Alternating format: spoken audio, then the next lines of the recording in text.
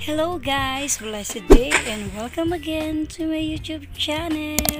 Merry Christmas everyone! Text lang po sa inyo. May konting lakad lang po yung family ko with my mother dear, si Mudra Kels Ode. Ayan, papasya lang namin si Lola sa mall dyan sa Makati. Punta tayo dyan sa mall sa Makati. Then narinig ko sa usapan nila, bago kami umuwi talaga dito mamaya sa bahay, dadaan pa daw kami ng market. Tingnan natin kung matutupad. Basta sa ngayon punta kami sa mall, sa market. Ayan. Glorieta ba, Landmark, or SM Makati? Basta, hindi ko alam. Basta punta daw kami ni Papa. Si Papa nakakalam. Diba, siya naman talaga masusunod at makakalam kasi siya may hawak ng manubela diba? Kaya ayan, bayaan na lang natin si Papa kung saan tayo dalahin. Ang importante, tayo ay mag-happy muna ngayong Christmas. Hindi naman hadlang ang pagsasaya, di po ba? Kahit hindi ka gaano karamihan ng pera o hindi karamihan ng inyong handa, hindi naman yun ang essence ng Christmas Essence ng Christmas para sa akin, magkakasama tayo ng pamilya natin, wala tayong karamdaman, at napaka-importante yung masaya tayo sa piling ng ating mga anak. Ako, dalawa lang po yung anak ko. Yung aking panganay ay professional na. At yung akin namang youngest is second year college sa pagpasok. So, dalawa lang po talaga siya. Plus, may bonus pa, andito si Lola sa amin. Si Mother Dear. Lola ang tawag ko kasi nakasanayan ko na yung dalong bata ang anak ko. Pag tinawag kong nanay, nanay din ang tinatawag niya. Kaya ginawa ko Lola. Kaya, ayun, nakalaki ang anak ko na Lola. Iba talaga yung na-adapt kasi nila kung ano naririnig sa atin. Anyway, ayan na. Papunta na kami ng Makati. Every Christmas naman po talaga nasa mall kami ng family ko. Parang nakasanayan na namin yun. Kaya mga inaanak ko, yung iba, pagdating ng gabi ko, doon nagpunta sila sa bahay gabi. Yung iba naman 26 na ng hapon o morning pumupunta. Sanay na mga inaanak ko ng ganun, pati mga kaibigan ko. Kaya talagang masarap pag Pasko, di po ba? Una-una, syempre meron kang extra budget.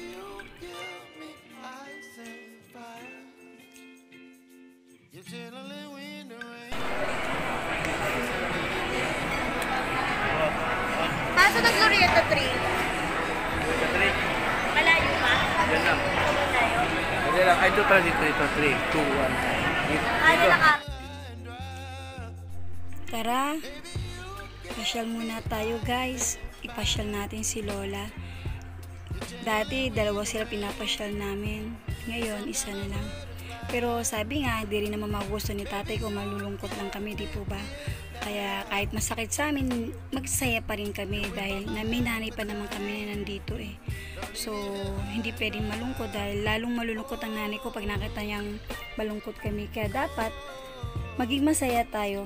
Total, nasa pili na naman ni Lord ang aming ama Hindi na siya pababayaan ni Lord doon. Mas okay siya doon. Wala na siyang iisipin pa. Tayo dito sa baba, tayo na lang dito ang magsaya tayo dahil meron pa naman tayong blessing na binibigay ng Panginoon. At yung blessing na yon, yun ang ating susulitin habang tayo nabubuhay. Mahal naman tayo ng Panginoon kaya hindi tayo mawawalan biyaya. Lagi natin tatandaan, kapag malapit ka sa Panginoon at paladasal ka, di ka naman niya pababayaan, di po ba? Lagi natin iisipin, lahat tayo may kanya-kanyang blessing. Lahat tayo may kanya-kanyang di pagsubok. Ang kagandahan lang dito, pagkapag tayo may pagsubok, masusolve natin ang maayos at madali sa tulong ng Panginoon. Basta lagi lang tayo magdasal. Walang hadlang, di po ba, na makamit ang ating biyaya. Basta dyan lang palagi si Lord. Ayan, mga bi! Nandito na kami sa Kenny Roger. Yan ang kinain ko. Konti lang yun sa akin. Sila may mga dagdag pa sa kanila. Ako yun lang talaga. After namin kumain, ayan, nagaya si Bunso. May bibilin siya. Bibili yata siya ng patkalon. Ay nako, sabi ni Lola nung nakita niya yung presyo. Sabi sa akin, yun ba yung presyo? Kaya opo. Aba, ay napakamahal naman. Tawanan kami. Natawa ako sa nanay ko talaga. Sabi, ganun naman po talaga, di po ba pag bumibili tayo? Pagkasama namin kayo, bumibili tayo dito. Ganun talaga yung presyo. Natawa nanay ko, aba, ano ba yan? Siyempre di po ba iba sa probinsya kasi Basta para sa akin, sinikap ko maging masaya talaga ang lakad na yan para sa inay ko. Kung rin gusto niya, bilhin natin as soon as kaya ng ating budget, di po ba? Lagi natin tatandaan, kung anong biyaya meron tayo, i-share natin sa ating magulang. para yun din ang gagawin sa atin ng ating mga anak. Dahil sabi nga ng iba, kung anong gagawin mo sa iyong magulang, yan ang gagawin sa ng iyong anak. Kaya basta kung ano yung nasa puso mo na tama yung gawin mo sa magulang mo. Ayan yung presyo, 1,799 yung pantalon. Pero sabi may less pa daw naman yan. Kaya sige lang. Yun ang gusto ng aking bunsong anak. Wala tayong magagawa. Siya kasi ang magsusuot eh. Kaya hindi tayo pwedeng humadlang. Kung ano yung gusto niya at may budget naman siya, eh di go.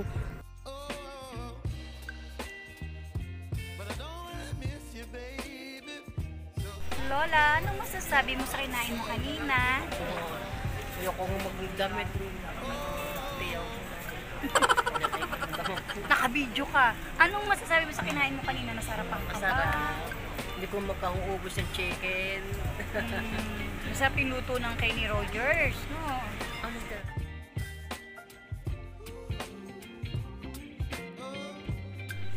Oh, Nay, huwag ka na maya sa camera. Pag ako kasama mo, nako talaga, lagi kang nakabidyo. Ayan, umuwi na po kami. Paalis na kami niyan. Pupunta daw kami ng market naman. Mukhang matutupad yung plano nila. Punta daw kami ng market. Yung hanggang sa naisip ko, tamang-tama. Pupunta ako ng EO ko. Kasi last year pa ko huling pumunta ng EO eh. So ayun, di nila alam, may plano ako sa isip ko na gusto ko pumunta ng EO. Total, sabi nila may bibilin sila sa market eh. E di sabay ko na yung aking EO. Malay nyo, libre pa nila ako, diba?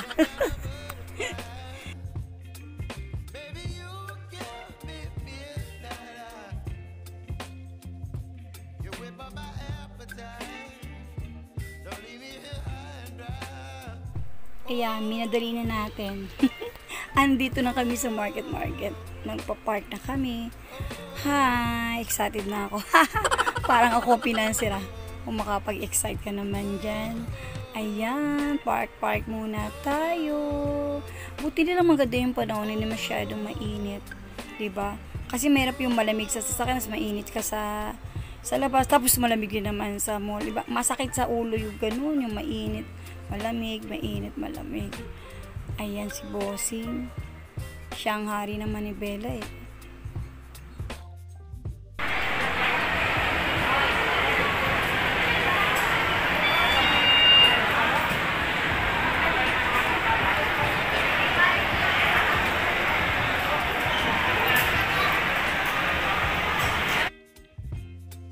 Ayan, nakapila na ako. Number 8 ako. Din yung anak ko bunso is number 11. Wait kami sa number namin.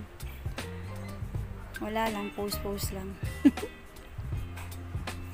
After nun, minadali ko na, pasensya na guys. Kasi talagang kailangan namin umuwi dahil may pasok pa yung aming kasamang isa. Si Tupe, may kasama. Parang aming ninong Tupe. Tawagan anak ko pag sila ko ninong Tupe. Wala lang, gusto ko lang. Okay, bye for now mga B. Andito na hinihintay namin si Papa Bert. God bless you all. Keep safe and inuulit ko, Merry Christmas po. Bye-bye.